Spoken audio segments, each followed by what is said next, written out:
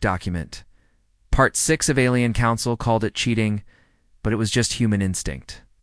The Eclipse drifted silently through the void, its crew caught in a fragile balance between triumph and suspicion. The artifact retrieved from the stormy planet now sat securely in the ship's storage bay, its faint glow casting eerie shadows on the walls. Ethan Cole stood nearby, staring at it with a mix of awe and unease. Despite their success in the third trial, the lingering doubts from the Galactic Council weighed heavily on him. Rachel Cole's voice crackled over the comms link later that evening. "Earth is getting nervous," she said, her tone clipped. "Word about your methods has spread faster than we thought. Some factions are calling for an investigation into how you've been solving the trials." "An investigation?" Ethan asked, his frustration rising. "What does that even mean? Are they accusing us of breaking rules?" "They're accusing you of being too clever," Rachel replied. "Some species see human creativity as a loophole. They think you're bending the spirit of the challenges to your advantage." Ethan shook his head, running a hand through his messy hair. "We're just doing what humans do. We adapt. We survive. If that's a problem for them, then maybe they don't understand survival at all." Rachel hesitated before responding. "Be careful, Ethan. Not everyone plays fair. And if someone wants to take you down, they'll find a way." Meanwhile, tensions aboard the Eclipse continued to simmer. Lieutenant Daniel Brooks had grown quieter since the third trial, but his distrust of Cale remained palpable. He avoided direct confrontations with Ethan, instead whispering to other crew members during meals or late-night shifts.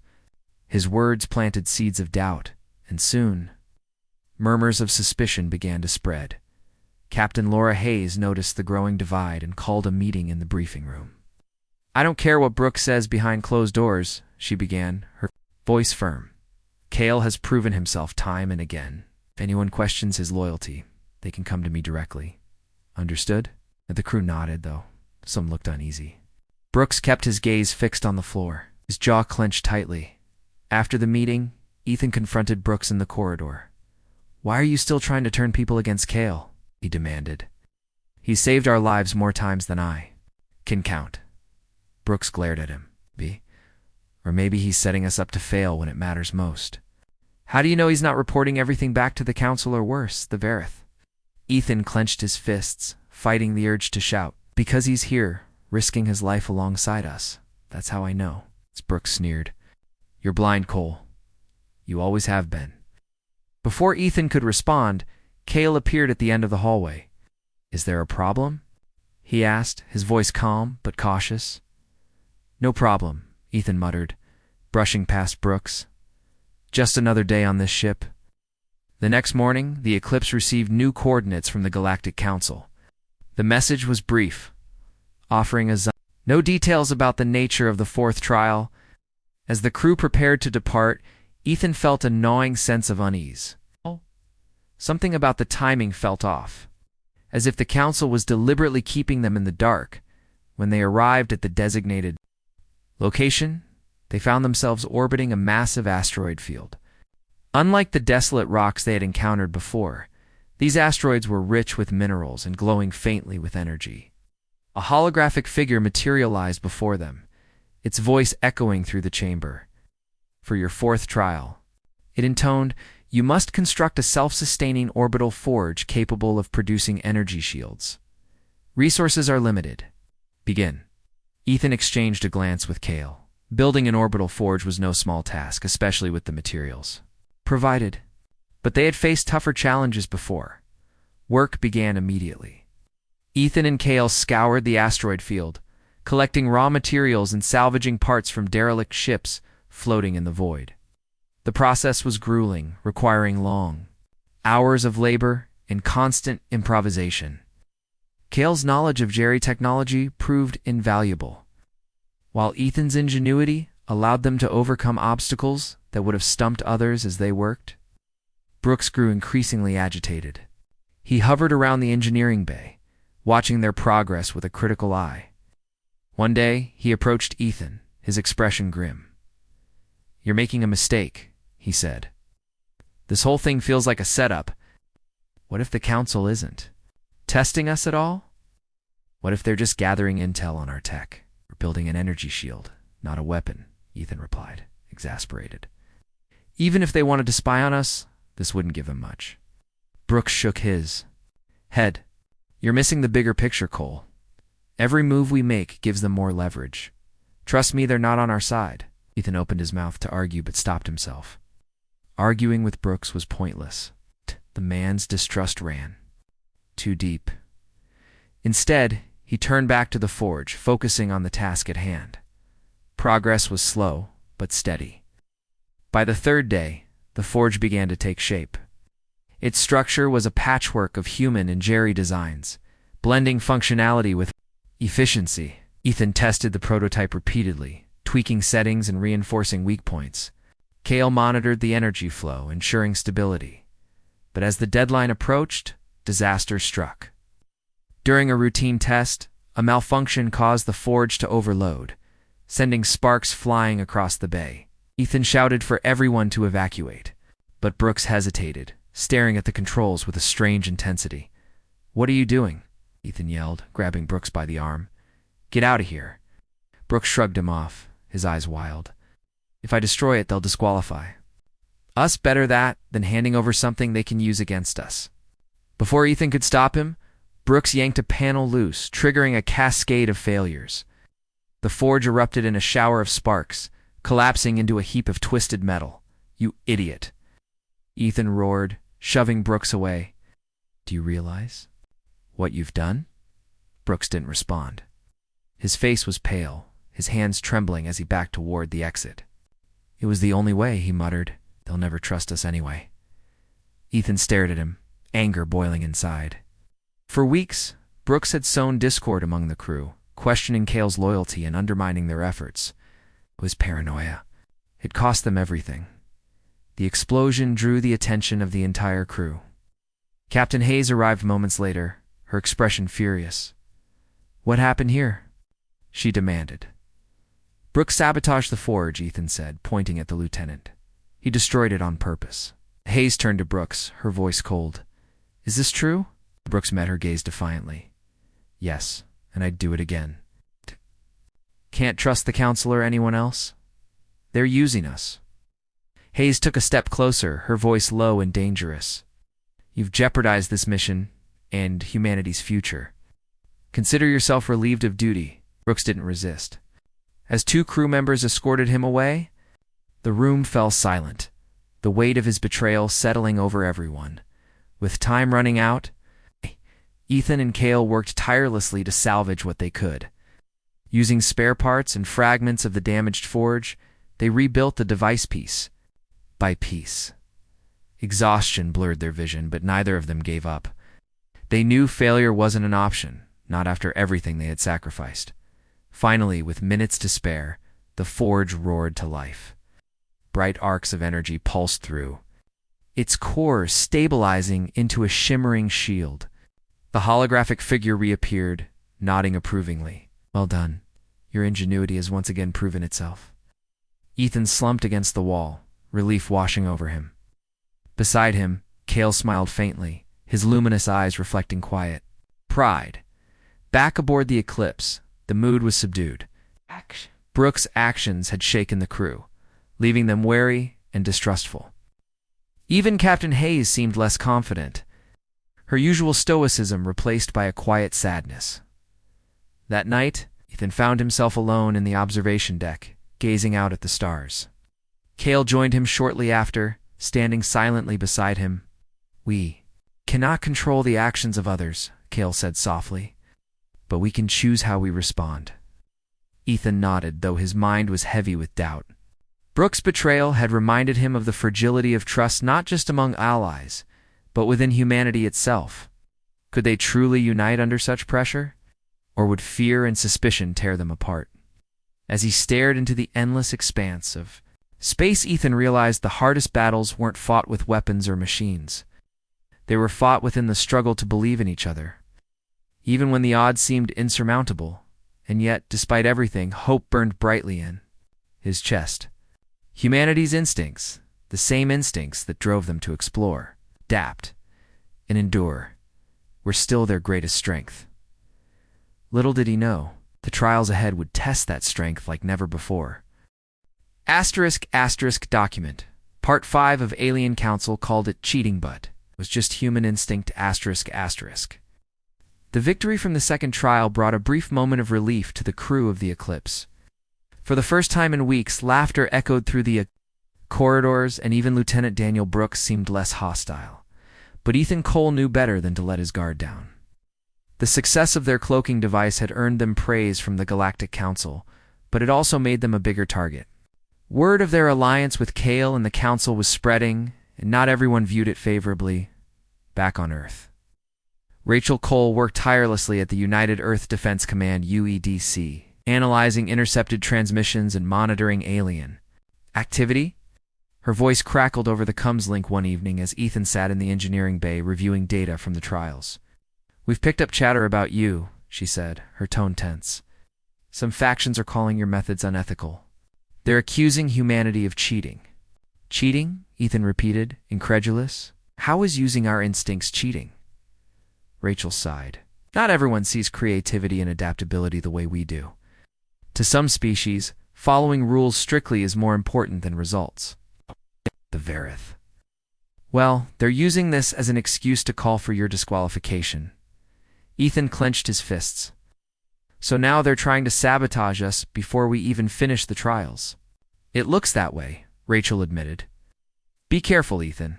This isn't just about proving humanity's worth anymore. It's about surviving long enough to see it through." Meanwhile, aboard the Eclipse, tension simmered beneath the surface. While most of the crew celebrated their recent success, Brooks remained suspicious of Kale. He cornered Ethan in the mess hall one day, his expression dark. "You really think that alien is on our side?" he demanded.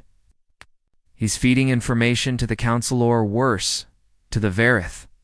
"He's helped us every step of the way," Ethan replied, keeping his voice steady. "If he wanted to betray us, he would have done it by now." Brooks snorted. "You're naive, Cole. Aliens don't care about us. They never have." Ethan could respond. Captain Laura Hayes entered the room. "Brooks, I need to speak with you," she said sharply, cutting off the argument. Brooks glared at Ethan one last time before following Hayes out of the mess hall. Ethan sighed, sinking into a chair. Trusting Kale had been hard for some members of the crew, especially Brooks, whose distrust of aliens ran deep. But Ethan couldn't afford to let doubt creep in. Kale had proven himself time and again, and questioning his loyalty now would only divide the team further. Later that night, the crew gathered in the briefing room for an emergency meeting. Hayes stood at the front, her face grim. "We've received intel from Earth," she began. "A faction within the Galactic Council is pushing to disqualify us. They claim our methods violate the spirit of the trials." "What does that even mean?" Ethan asked, frustration creeping into his voice. "We solved the challenges the best way we knew how. Isn't that what the Council wanted, to test our ingenuity?" Hayes nodded. "Yes, but not everyone agrees. Some counselors see your solutions as shortcuts. They argue that humanity's reliance on improvisation undermines the fairness of the competition." "That's ridiculous," Ethan muttered. "Didn't break any rules?" "No, you didn't," Hayes agreed. "But perception matters. If enough counselors side against us, they could end the trials early and declare us unfit." Kale stepped forward, his glowing eyes calm but serious. "This is not unexpected. Many species view humans as unpredictable. Your adaptability is seen as both a strength and a threat." "So what do we do?" Ethan asked, looking between Hayes and Kale. "Just sit back and let them decide our fate." "No," Hayes said firmly. "We keep fighting. Prove them wrong with every challenge. Show them that humanity's instincts are exactly what makes us worthy." The next morning, the Eclipse received new coordinates from the Council. The message was brief and cryptic, offering no details about the nature of the third trial. As the ship approached the designated location, the crew grew uneasy. The area was eerily quiet, with no signs of other ships or structures. When they arrived, they found themselves orbiting a massive planet shrouded in thick clouds. Lightning flashed across its surface, illuminating jagged mountains and sprawling plains. A transmission crackled to life, revealing the holographic figure of a council representative. "Your third trial," the figure intoned. "You must Retrieve an artifact buried deep within the planet's atmosphere. Beware, the environment is unstable, and failure will result in disqualification. Ethan exchanged a glance with Kale. Retrieving the artifact sounded simple enough, but the mention of instability set off alarm bells. "This doesn't feel right," Ethan murmured. Kale nodded. "The Council may be testing more than just our abilities. They may be assessing our willingness to take risks." "Well, risk is part of the job," Ethan replied, squaring his shoulders. "Let's get to work." Preparations for the mission were intense. The planet's turbulent atmosphere required specialized equipment, much of which had to be improvised from spare parts. Ethan and Kale worked tirelessly, combining human engineering with Jerry technology to create a reinforced shuttle capable of withstanding extreme conditions as they labored. "Why are we risking lives for this?" he demanded during one particularly heated exchange. "If the Council wants to kick us out, let them. We don't need their approval, need their protection," Ethan shot back. "Without the Council's support, we're sitting ducks for the Verith." Brooks scowled, but didn't argue further. Instead, he stormed off, muttering under his breath. Despite the tension, crew rallied together, determined to succeed. By the time the shuttle was ready, everyone felt a renewed sense of purpose. Even Brooks volunteered to join the retrieval team, though his motives remained unclear. The descent into the planet's atmosphere was harrowing. Turbulence rocked the shuttle violently, sending sparks flying from overloaded systems. Ethan gripped the controls tightly, his knuckles white as he fought to keep the vessel steady. Beside him, Kale monitored the sensors, guiding them toward the artifact's location. "There," Kale shouted over the roar of the storm. A faint signal blinked on the screen, marking the artifact's position near the base of a towering mountain. Landing was nearly impossible, but Ethan managed to guide the shuttle onto a narrow ledge. The team suited up and disembarked, braving hurricane-force winds and driving rain. Each step was treacherous, the ground slick with mud and debris.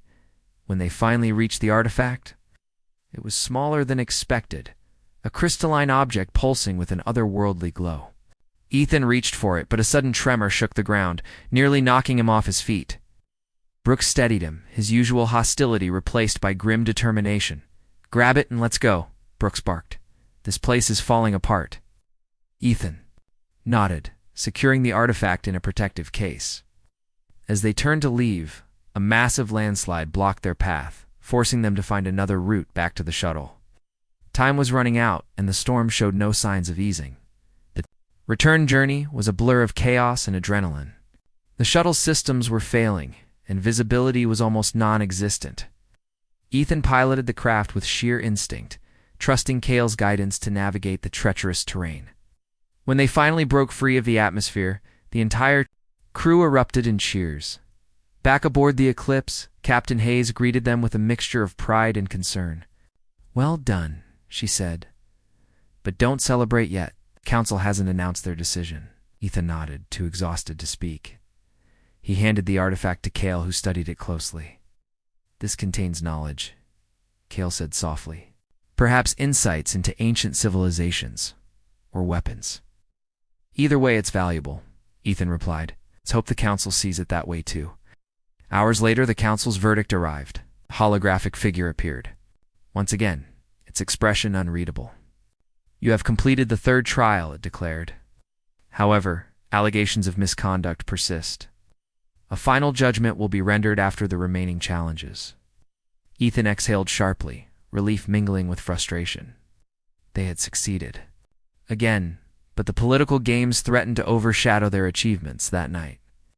Ethan found himself alone in the observation deck, staring out at the stars. Kale joined him silently, standing beside him as they gazed into the vastness of space. "They're afraid of us," Ethan said quietly. Our "Instincts scare them because they can't control them."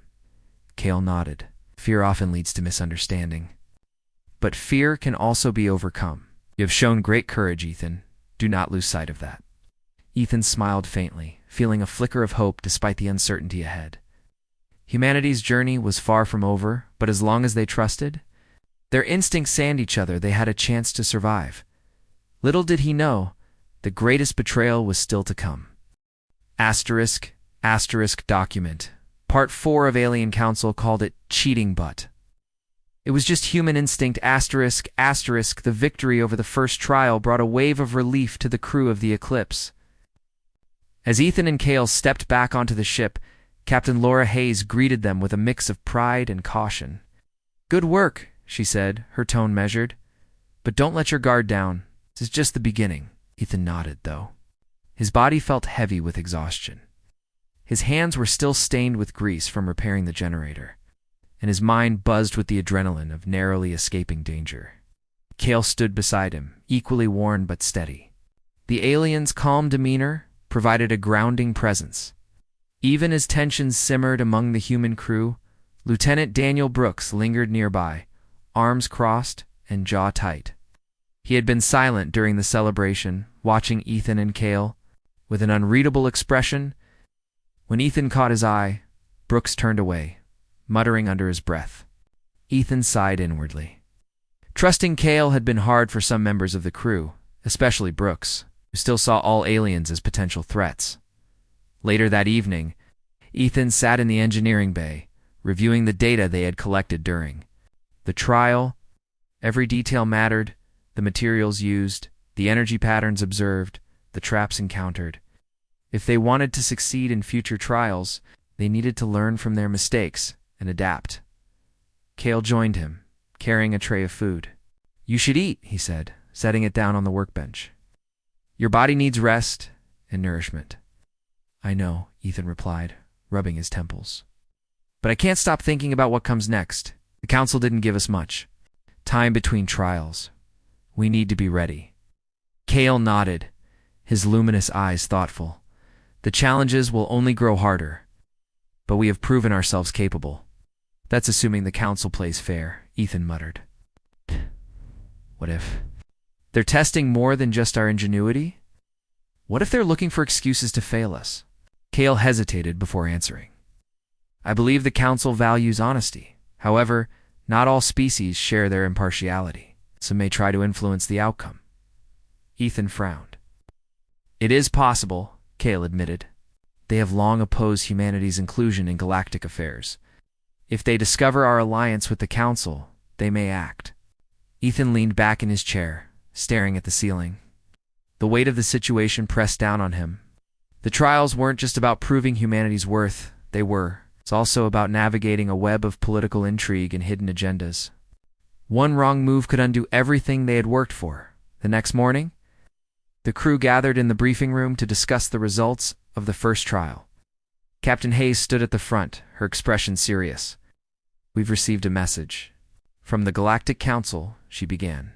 "They've reviewed our performance and acknowledged our success. However, they've also issued a warning." "What kind of warning?" Beth leaning forward. "They've detected unusual activity near the trial site," Hayes explained. "Several ships belonging to hostile factions have been spotted monitoring the area. The Council believes someone leaked information about the trials." A murmur rippled through the room. Ethan glanced at Cale, whose face remained impassive, but tense. "Do they think it's one of us?" Ethan asked. Hayes shook her head.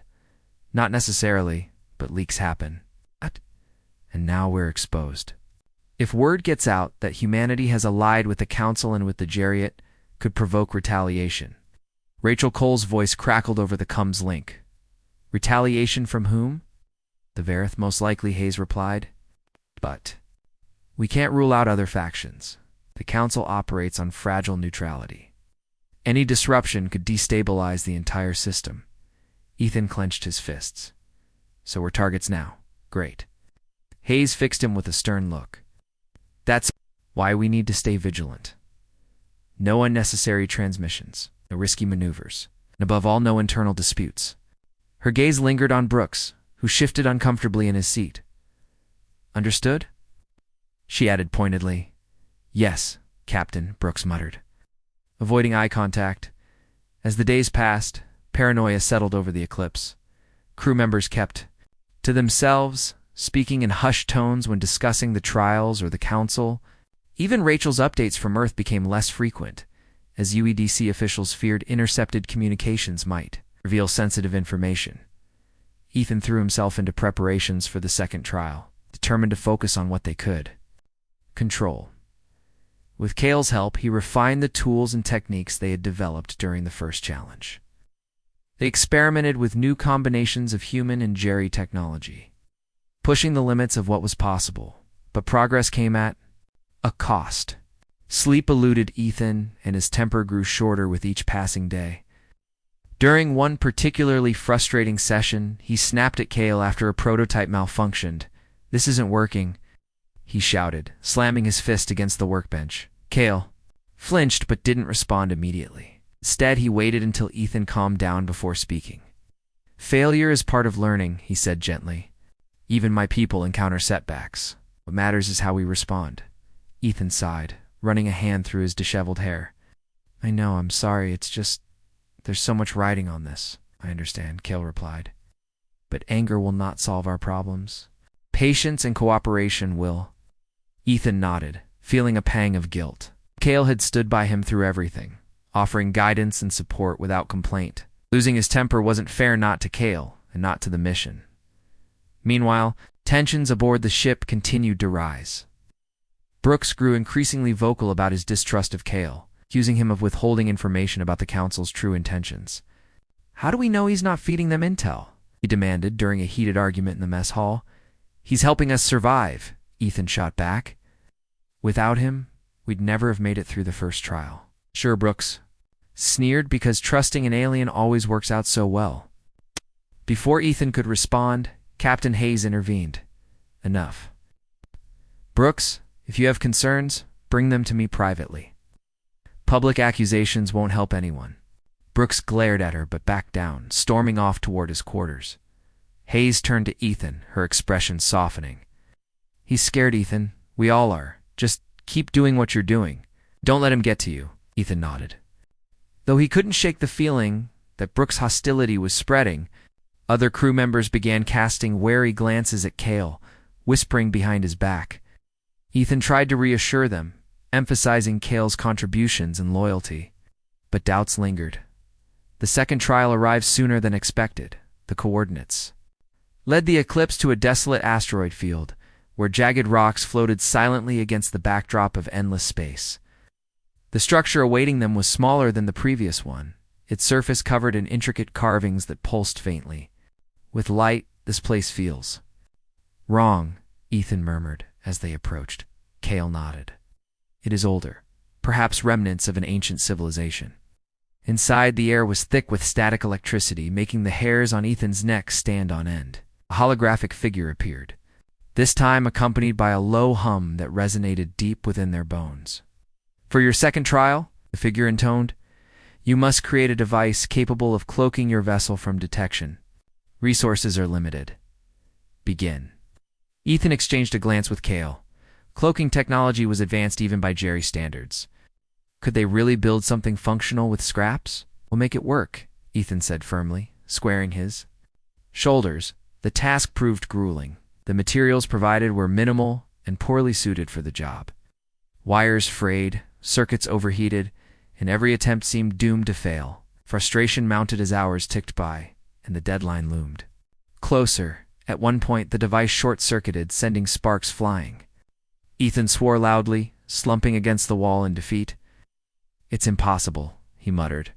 "We're wasting our time." Cale knelt beside him, placing a hand on his shoulder. "Remember what I told you? Failure is part of learning. Us try again." With renewed determination, they re-examined their approach. Ethan suggested combining human improvisation with Jerry precision, using unconventional methods to stabilize the unstable components. Slowly, painstakingly, the device began to take shape.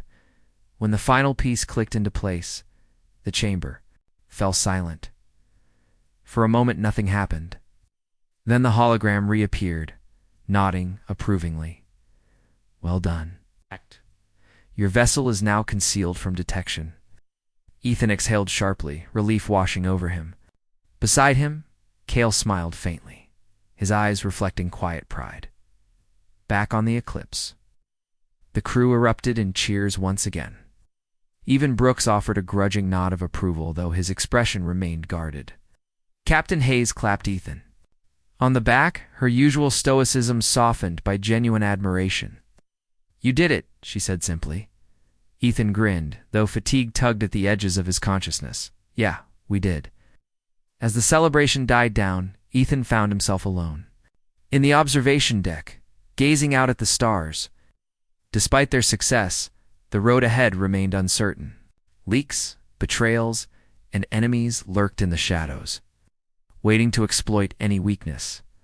But for now, they had proven themselves once again. Humanity's instincts, the same instincts that drove them to explore, adapt, and endure, had carried them through another impossible challenge. And yet, Ethan couldn't shake the feeling that the hardest battles were still to come. *** document Part 3 of Alien Council called it cheating. It was just human instinct, ***. The days leading up to the first trial were tense aboard the Eclipse. Everyone knew what was at stake, but no one knew exactly what to expect. The Galactic Council had been vague about the nature of the challenges, offering only cryptic hints that left Ethan and the crew feeling uneasy. Captain Laura Hayes called a meeting in the briefing room to discuss their strategy. "We need to be ready for anything," Hayes said, pacing back and forth as she addressed the team. "The Council didn't give us specifics, which means they're testing our ability to adapt. That's something we humans are good at." Lieutenant Daniel Brooks rolled his eyes. "Adapt? Sure, but how do we even know this isn't a trap? What if they're just setting us up to fail?" "They're not," Ethan interjected firmly. He glanced at Cale, who stood quietly near the corner of the room. "Cale trusts them, and I trust him." Brooks snorted. "You're putting a lot of faith in an alien, Cole." "How do you know he's not lying?" "'Cause he has no reason to," Ethan shot back. His voice rose slightly, frustration bubbling to the surface. "He's helped us every step of the way. If it weren't for him, we wouldn't even have this chance." Hayes held up a hand to silence them both. "Enough arguing won't help us. Whether we like it or not, Cale is part of this now. We need to focus on the task ahead." Cale stepped forward hesitantly, drawing everyone's attention. "I understand your doubts," he said softly, his glowing eyes scanning the room. "But I assure you, the Council values fairness. If you prove yourselves, they will honor their word." Hayes nodded, though her expression remained cautious. "All right, let's assume Cale is right. What do we know so far?" Ethan cleared his throat. "From the messages, it sounds like the trials will test our resourcefulness. They'll give us problems to solve using whatever materials we can find. It's not just about having advanced tech, it's about thinking creatively." "That's human instinct," Rachel added over the video link from Earth. Her face appeared on the screen behind Hayes, looking pale but determined. "We've always found ways to make do with less. If anyone can handle this, it's us." Hayes turned to Ethan. "You're our best shot at this. Work with Cale to prepare. Use whatever resources we have left.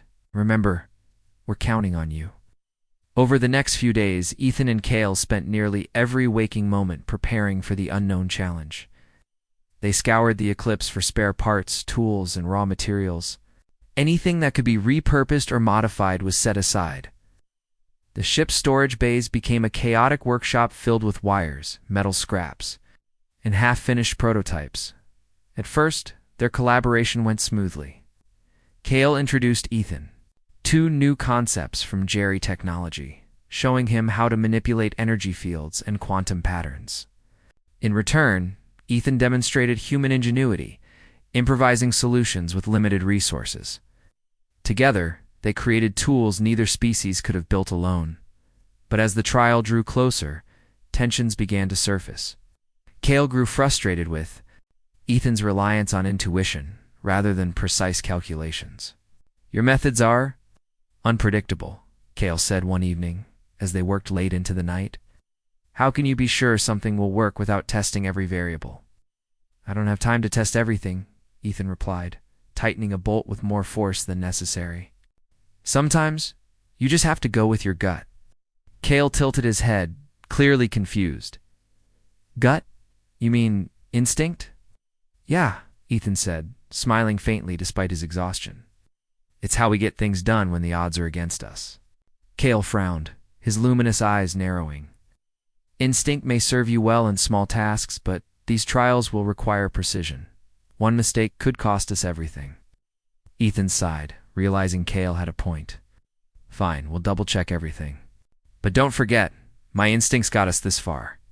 Cale didn't respond, but his silence spoke volumes. Their differing approaches highlighted a deeper divide between their cultures, one rooted in logic versus one driven by creativity.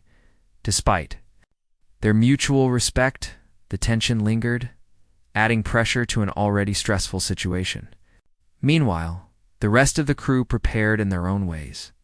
Captain Hayes drilled the team on emergency protocols, ensuring everyone knew their roles in case something went wrong. Lieutenant Brooks continued to grumble about trusting aliens, but even he couldn't deny the importance of success. For once, he focused his energy on practical matters, organizing weapons and defensive systems in case the trials turned hostile. Rachel kept in constant contact from Earth, providing updates on the Varith's movements. Reports suggested that enemy fleet was massing near a critical supply route, threatening to cut off humanity's last lifeline. Time was running out, and the stakes couldn't have been higher. On the eve of the trial, Ethan found himself alone in the engineering bay, staring at the jumble of tools and parts scattered across the workbench. His mind raced with doubts. Could they really pull this off? What if they failed? What if the Council decided humanity wasn't worth saving? You should rest, Cale said, appearing in the doorway. His voice was gentle, almost fatherly. Tomorrow will be difficult. Ethan shook his head. I can't. There's too much to think about. Cale walked over and placed a hand on Ethan's shoulder. You worry too much. Trust in yourself and in me. We will face this together. For a moment, Ethan simply looked at the alien, gratitude swelling in his chest. Thanks, Cale. I needed to hear that. As they left the engineering bay together, Ethan noticed Brooks lingering nearby. The lieutenant's expression was unreadable.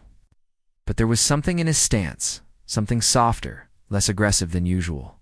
When their eyes met, Brooks gave a curt nod before walking away. It was a small gesture, barely noticeable, but it meant something. Maybe, just maybe, the crew was starting to come together. Not because they trusted each other completely, but because they understood that failure wasn't an option.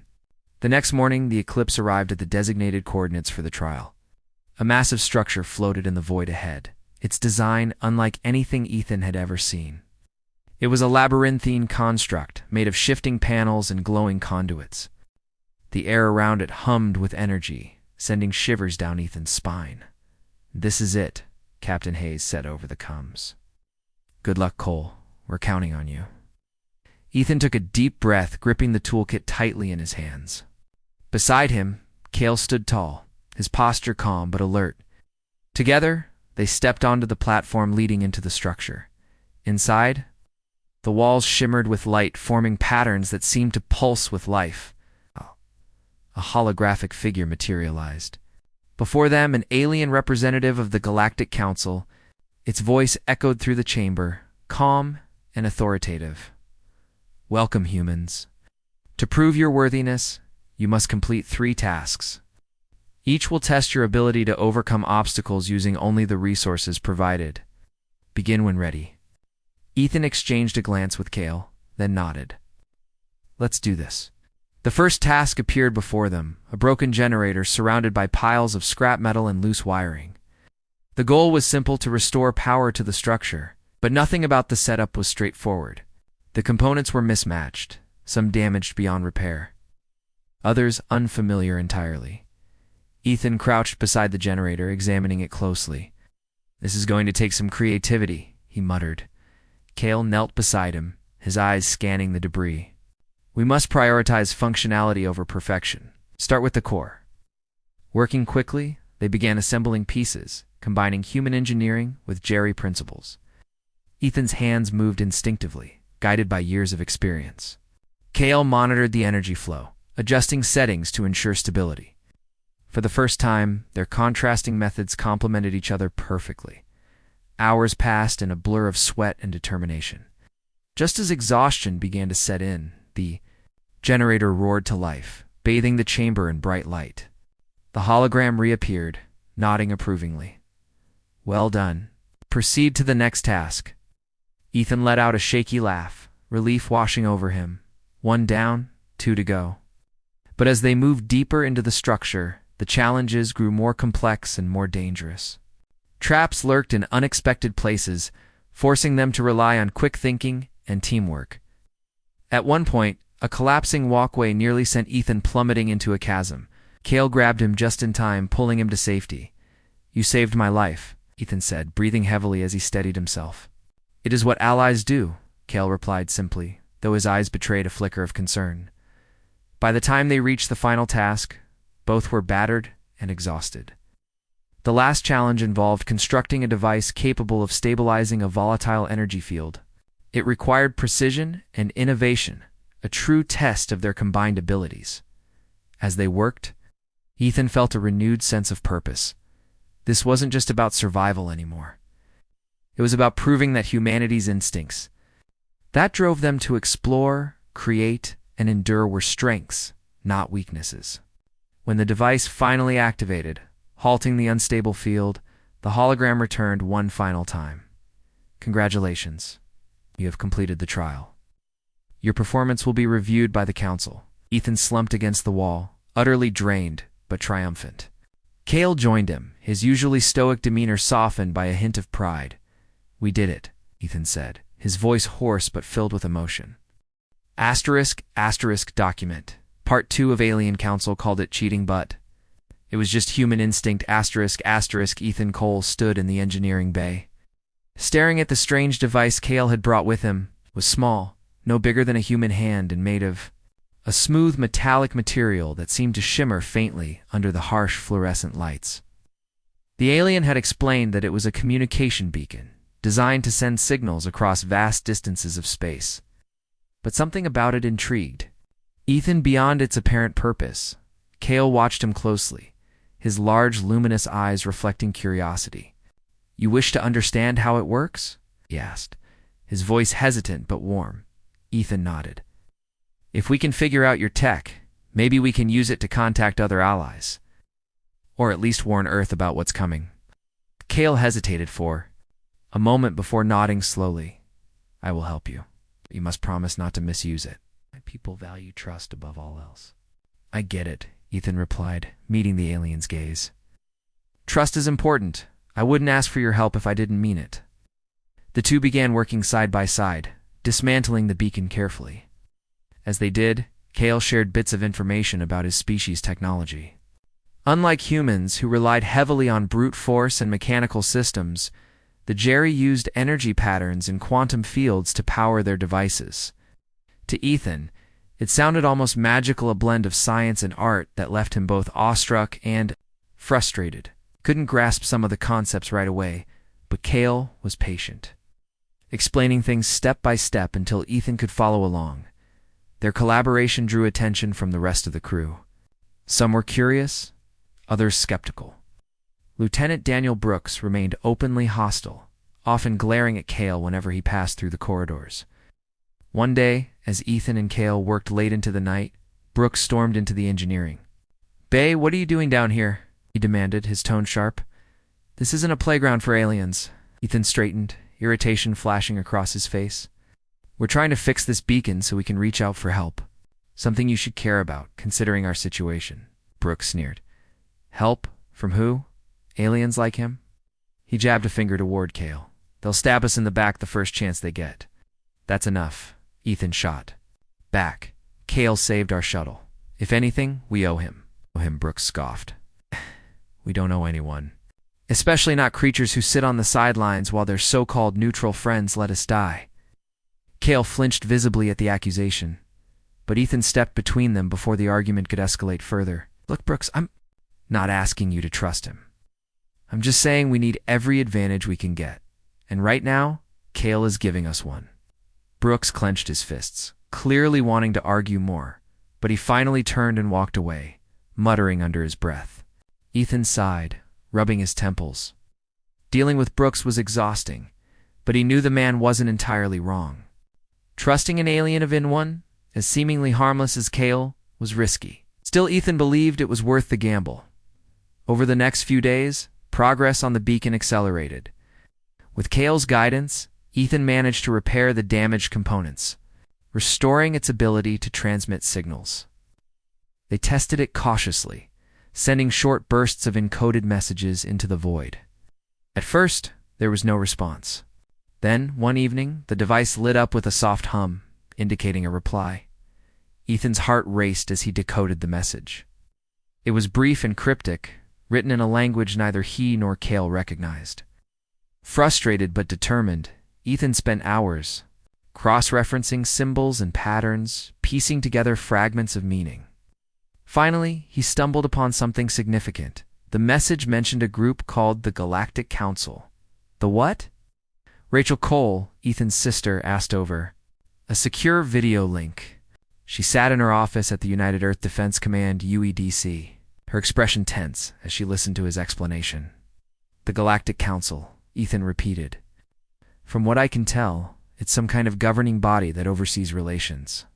Among different species, Cale says they're neutral, which means they might be able to mediate between us and the Verith. Rachel frowned. That sounds too good to be true. Why would they bother helping us? Ethan shrugged. I don't know, maybe they see the Verith as a threat too. Either way, it's worth reaching out. If anyone can stop this war, it's them. Rachel hesitated, then nodded reluctantly. All right. Keep me updated. But be careful, Ethan. Not everyone will see this as a good idea. Her warning lingered in Ethan's mind as he relayed the news to Captain Hayes. The captain listened silently. Her arms crossed as she processed the information. When Ethan finished, she exhaled sharply. So you're telling me we have a shot at ending this war not through fighting, but through diplomacy? It's not guaranteed, Ethan admitted. But it's better than sitting around waiting for the Verith to wipe us out. Hayes studied him for a long moment before nodding. Fine. Reach out to them again. Tell them we're willing to cooperate. But make sure they understand we're not surrendering. Humanity doesn't bow to anyone. With renewed determination, Ethan sent another message, this time including a formal request for assistance. Days passed without a response, and the crew grew restless. Brooks muttered darkly about wasted efforts, while others whispered about whether the council even existed. Even Ethan started to doubt himself. Then, one morning, the beacon activated again. This time, the message was clear. Representatives from the Galactic Council wished to meet with humanity. However, there was a condition: they required proof of humanity's worthiness. Specifically, they wanted to test human ingenuity and adaptability. By presenting a series of challenges, Ethan read the message aloud to the crew, his voice steady, despite the weight of the situation. They want us to prove ourselves, he said. To show them that we're capable of surviving and thriving, even against impossible odds. Captain Hayes raised an eyebrow. And if we fail? They didn't say, Ethan admitted. I think we both know what happens if we don't try. The room fell silent as the reality sank in. This wasn't just about winning a war anymore. It was about securing humanity's place in the galaxy. Failure meant extinction. Success meant hope. Cale stepped forward, breaking the tension. I believe in your instincts, Ethan. Together, we can succeed. Ethan looked at the alien, gratitude swelling in his chest. For the first time since the war began, he felt a flicker of optimism. It wouldn't be easy, and the road ahead would be fraught with danger. But if anyone could rise to the challenge, it was humanity. As preparations began for the first trial, Ethan found himself reflecting on everything that had led to this moment. His decision to trust Cale, the countless hours spent deciphering alien tech, the arguments with Brooks Olivet had brought them here. And though the future remained uncertain, one thing was clear: humanity's survival depended not only on strength or firepower, but on the very qualities that defined them: curiosity, resilience, and an unshakable will to endure. Little did Ethan know, the trials set by the Galactic Council would push those qualities to their limits. *** document. Part 1 of Alien Council called it cheating, but it was just human instinct. ***. The year was 2247, and humanity was losing. The war with the Verith had dragged on for decades, leaving Earth's cities in ruins and its people desperate. Billions had died, and those who survived clung to hope like a lifeline. Outposts scattered across the galaxy were all that remained of human civilization. Fragile bubbles of life, surrounded by endless darkness. Among these outposts was the Eclipse, small but sturdy ship tasked with patrolling the edges of known space. Ethan Cole sat hunched over a console in the ship's engineering bay. He was young, barely into his 30s, with messy brown hair, and tired eyes that betrayed years spent fixing broken machines instead of sleeping. Ethan wasn't a soldier. He was an engineer. His job was to keep the Eclipse running, patching up whatever broke under the strain of constant travel. Lately, there hadn't been much to fix. Supplies were running low and missions were becoming rarer. The crew spent most days waiting for orders, for supplies, for something to happen. Today, though, something did. Captain Laura Hayes called everyone to the bridge. Her voice crackled over the intercom, sharp and commanding. All hands report. To the bridge. We've picked up an anomaly near the edge of the nebula. Ethan groaned as he pushed himself away from his workstation. The last thing he wanted was another pointless mission. Oh. Still, orders were orders. He made his way through the narrow corridors of the ship, nodding at other crew members as they passed. By the time he reached the bridge, the rest of the team was already assembled. On the main screen, a swirling cloud of gas glowed faintly against the blackness of space. Nestled within it was a small object, drifting silently. It looked like debris. At first glance, but sensors suggested otherwise. "It's not one of ours," said Lieutenant Daniel Brooks, his tone clipped. Brooks was the ship's security officer, a man who never seemed to relax. His hand hovered near the weapon strapped to his side as if expecting trouble to appear at any moment. "Not Verith either," added Captain Hayes. She leaned forward. Studying the readings closely, could be alien. Or maybe just junk. Ethan frowned. If it's alien, shouldn't we avoid it? Last time we messed with something like this, we ended up with half the power grid fried. Brooks shot him a glare. "We don't have the luxury of avoiding things anymore, Cole. If it's valuable, we take it. If it's dangerous, we destroy it. It's either way. We can't ignore it." Hayes raised a hand to silence them both. "Enough. We'll send a shuttle. To investigate. Brooks, you're coming with me. Cole, stay here and monitor the feed. If anything goes wrong, I want you ready to pull us out." Ethan nodded, relieved to be staying behind. Shuttle missions were risky, especially when no one knew what they were dealing with. As the others left the bridge, he settled into the pilot's chair, watching the live footage from the shuttle's cameras. The object came into view as the shuttle approached. It was definitely not human-made. Sleek and metallic, it shimmered faintly under the light of nearby stars. Strange symbols etched into its surface glowed softly, pulsing like a heartbeat. Ow. Brooks muttered something under his breath about alien tech being unpredictable, but Hayes ignored him, focusing on the task at hand. Then, without warning, the object shifted. Panels slid open, revealing intricate machinery inside. A beam of energy shot out, striking the shuttle. Alarms blared on the Eclipse's bridge, and Ethan's fingers flew across the controls, trying to stabilize the connection. "What's happening?" Hayes demanded over the comms. "I don't know," Ethan shouted back. "It's interfering with our systems." Before anyone could react, the object released another burst of energy. This time it enveloped the shuttle, pulling it closer. Hayes cursed loudly as she fought to regain control, but the shuttle was helpless against the force dragging it in. And then, everything went silent. For a moment, Ethan thought the worst had happened. Then, static cleared, and Hayes' voice came through again, shaky but alive. "We're okay. Whatever that thing is, it stopped. But there's someone here. Someone."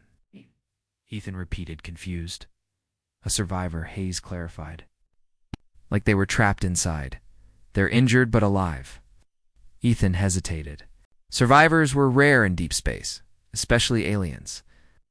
Most species didn't survive long outside their own territories. "What do you want me to do?"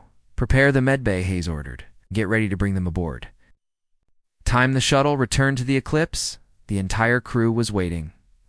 Hayes stepped off first, followed by Brooks, who carried a limp figure wrapped in a thermal blanket. The alien was smaller than a human, with pale blue skin and large, luminous eyes. Its breathing was shallow, and its body trembled, as if struggling to cope with the change in environment. Ethan watched as the medical team rushed the alien to the med bay. He felt a strange mix of curiosity and unease. Aliens were unpredictable, and many humans still harbored resentment toward them after years of conflict. But something about this one tugged at him. Maybe it was the vulnerability in its posture, or the way its eyes flickered weakly as it was carried past. Hours later, the alien regained consciousness. Ettore, rather, he spoke haltingly, using a combination of gestures and fragmented phrases in a language none of the crew recognized. Ethan volunteered to help translate, piecing together meaning from context and intuition. Slowly, they began to communicate. The alien introduced himself as Kale. He belonged to the Jerry, peaceful species that had tried to remain neutral during the war. According to Kale, his ship had been attacked while he was on a diplomatic mission.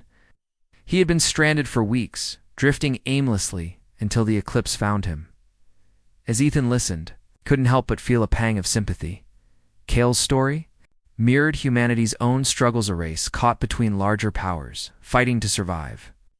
For the first time in years, Ethan saw a glimmer of hope. Maybe, just maybe, alliances could be forged where none existed before, but not everyone shared his optimism. Brooks, in particular, was openly hostile. "Why are we wasting resources on this thing?" he demanded during a crew meeting. "It's an alien. You really think it's going to help us?" "It's not a thing," Ethan snapped. "His name is Kale, and he's unarmed. If anything, we owe him for saving our shuttle earlier." Brooks scoffed. "Oh, him? Are you serious?" "Aliens don't care about us, Cole. They never have." "That's not true," Ethan argued. "Kale's people stayed neutral. They didn't attack us. Doesn't that count for something?" The argument escalated until Hayes intervened. "Enough. We don't have the luxury of turning away potential allies, Brooks." "Not now. Cole, you'll continue working with Kale. See if he knows anything that might give us an edge against the Verath." Ethan nodded, grateful for the captain's support. Over the next few days, he spent hours talking with Kale, learning about his culture and technology. In return, Ethan shared stories of Earth, painting a picture of a planet ravaged by war yet determined to rebuild. Conversations grew easier, and a tentative friendship formed. One evening, as they worked together in the engineering bay, Kale paused and looked at Ethan intently. "You humans," he said slowly, "you adapt quickly. Even when things seem impossible, you find ways to survive." Ethan smiled faintly. "That's just how we are. Some call it stubbornness. Others call it instinct." Kale tilted his head. Considering the word instinct, he repeated, "Yes, that is what it is. Perhaps. Perhaps your instincts will save us all." At the time, Ethan didn't fully understand what Kale meant. But deep down, he felt a spark of determination ignite. Humanity might be outnumbered and outgunned, but they weren't defeated. Not yet. Little did Ethan know his decision to trust Kale would set off a chain of events that would challenge everything he believed about survival, loyalty, and the nature of war itself.